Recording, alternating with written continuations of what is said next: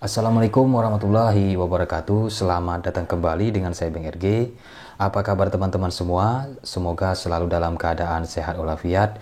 Yang saat ini masih dilakukan penekanan oleh DC, ya. Tetap sabar. Nanti seiring waktu pasti masalahnya selesai, ya. Apapun bentuk isi dari penekanan itu, baik yang legal maupun yang ilegal, itu hanyalah settingan mereka saja untuk hanya menakut-nakuti, ya, seperti sejenis berupa hukum, ya, akan dipidana. Itu tidak pernah terjadi, ya, sejauh ini. Jadi di sini saya ingin menjelaskan pertanyaan yang seringkali ditanyakan teman-teman, ya.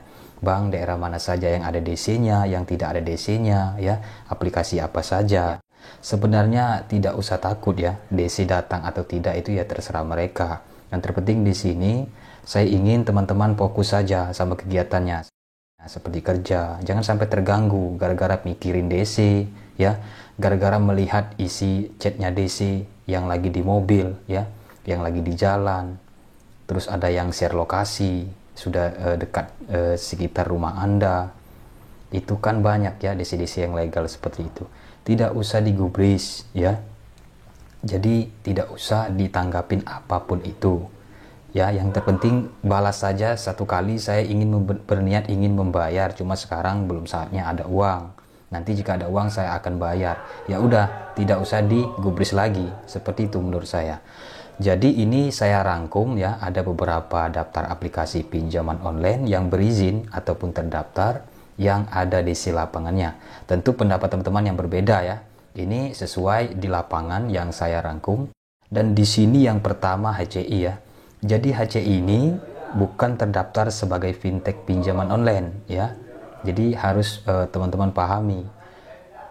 Maka dari itu dia tidak ada di daftar perusahaan fintech lending berizin yang terdaftar di OJK, tidak ada di listnya, ya. Jadi HCI ini juga hampir merata, ya, di tiap daerah. Home Credit Indonesia ini sebagai perusahaan pembiayaan. Terus yang selanjutnya yang kedua Tunaiku. Tunaiku sama, Tunaiku tidak terdaftar sebagai fintech lending berizin dan terdaftar OJK, tidak ada juga di list. Ini sebagai perusahaan pembiayaan, ya. Ini juga hampir daerah Jabotabek sudah ada yang didatangi. Dan yang selanjutnya Kredipo juga, Kredipo, ya, daerah Jabotabek. Cuma di sini tidak pernah saya temukan di daerah Sumatera, belum pernah ada, ya. Jadi Kredipo juga, ya, sering mengunjungi. Dan yang selanjutnya Aku Laku apalagi, ya, sering mengunjungi debiturnya di daerah Jawa. Hampir setiap daerah juga didatanginya, apalagi daerah Jabotabek, ya. Dan yang selanjutnya Shopee Later atau S-Pinjam, ini juga yang sering mengunjungi debiturnya. Jadi buat teman-teman tidak usah terlalu panik jika didatangi DC, ya. Tetap tenang, malah menurut saya lebih bagus teman-teman bisa menjelaskan apa kendala yang sebenarnya, sehingga saat ini belum bisa melunasi semua tagihan, ya. Dan yang keenam Kredit Pintar. Kredit Pintar ini menurut saya ada beberapa cabangnya, ya. Menurut informasi yang saya dapat itu di daerah Malang, daerah Manado itu ada cabangnya. Kredit Pintar juga daerah Jabotabek. Yang paling banyak yang saya temukan itu daerah Bogor sama Bekasi, ya, yang dikunjungi oleh Deflection pinjaman online Kredit Pintar ini. Yang ketujuh Julo. Julo ini ada DC-nya juga, ya, di daerah Jabotabek, cuma satu kali saja, ya. Sejauh ini satu kali saja yang didatangi di daerah Jabotabek, daerah Jakarta. Untuk daerah lain saya belum pernah menemukan sesuai fakta di lapangan, ya. Dan yang kedelapan Finmas. Finmas ini juga ada DC lapangan, cuma satu kali saja, ya. Tidak semuanya yang didatangi. Dan yang ke-9 ada Pundi juga ada DC lapangan, ya. Yang ke-10 Maukes juga ada DC lapangan, tetapi ada DC lapangan cuma satu kali juga saya temukan di daerah Jakarta juga, ya. Untuk daerah yang lainnya belum pernah. Terus yang ke-11 Modal Nasional ada juga DC lapangannya, ya. Yang ke-12 Cash Cepat, yang ke-14 EasyCash. EasyCash ini beberapa kali sudah ada di daerah Bekasi yang didatangi, ya. Daerah Jabotabek yang jelas ada di sini. Terus yang ke-14 Indodana juga, ya. Indodana ini pernah juga di daerah Jakarta. Untuk di luar daerah Jabotabek saya belum pernah, tapi ada DC-nya. Terus yang ke-15 Rupiah Cepat. Rupiah Cepat ini sebelumnya dari tahun-tahun yang lalu belum pernah ada didatangi, ya. Cuma ya waktu Desember lalu ya di 2021 ada info bahwa teman didatangi dari Rupiah Cepat ini ya di daerah Jabotabek 1 kali saja ya. Jadi itulah beberapa pinjol legal yang ada desi lapangannya. Terus ada yang bertanya, bagaimana Bang jika didatangi desi? Apa yang harus dijawab? Nah, jika didatangi desi, teman-teman tanyakan edikarnya ya. Terus surat penagihannya dari PT apa, dari pinjol apa. Terus ada surat menjelaskan ada tagihan kalian di situ ya. Jadi diminta saja yang jelas identitasnya. Jika benar memang dari perusahaan yang mengizinkannya ya menagih ataupun melakukan kunjungan di rumah kalian, maka ya kalian jelaskan saja bahwa saat ini belum bisa melunasi, ada kendala ya, dan nanti saya akan bayar jika ada uang. Nah, jadi seperti itu saja.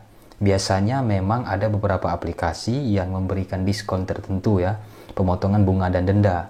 Jadi memang ya, dulu-dulu ada beberapa teman-teman itu dia meminta negosiasi pemotongan bunga dan denda, relaksasi kredit ya. Jadi itu bisa. Dan pokoknya itu pun bisa diangsur ya. Banyak kok teman-teman yang bisa berhasil melakukan negosiasi, bisa. Yang penting ada niat membayar ya. Dan jika seandainya ya debt collector pinjaman online ini bertindak tidak sesuai SOP ya, atau misalnya tidak beretika, atau misalnya merampas barang ya, atau misalnya melakukan kekerasan. Jadi teman-teman jangan diam, segera laporkan ke pihak yang berwajib ya, bahwa mereka melanggar SOP-nya, itu bisa dilaporkan.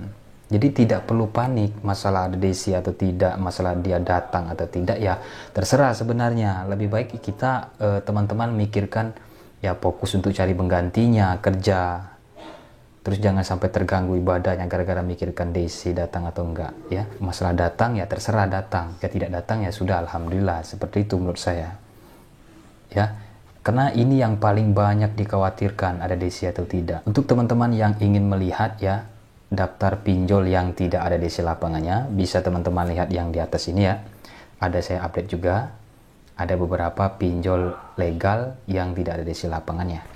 Oke, itu saja yang bisa saya sampaikan untuk saat ini. Semoga bermanfaat, semoga teman-teman dalam keadaan sehat walafiat, dan semoga semua permasalahannya dipermudahkan oleh Allah Subhanahu wa taala. Amin ya rabbal alamin. Jadikanlah di setiap masalah itu sebagai pelajaran hidup. Semoga kedepannya kita lebih belajar ya untuk memperbaiki hidup dari permasalahan yang sudah kita alami. Oke, itu saja, saya undur diri Bang RG. Assalamualaikum warahmatullahi wabarakatuh.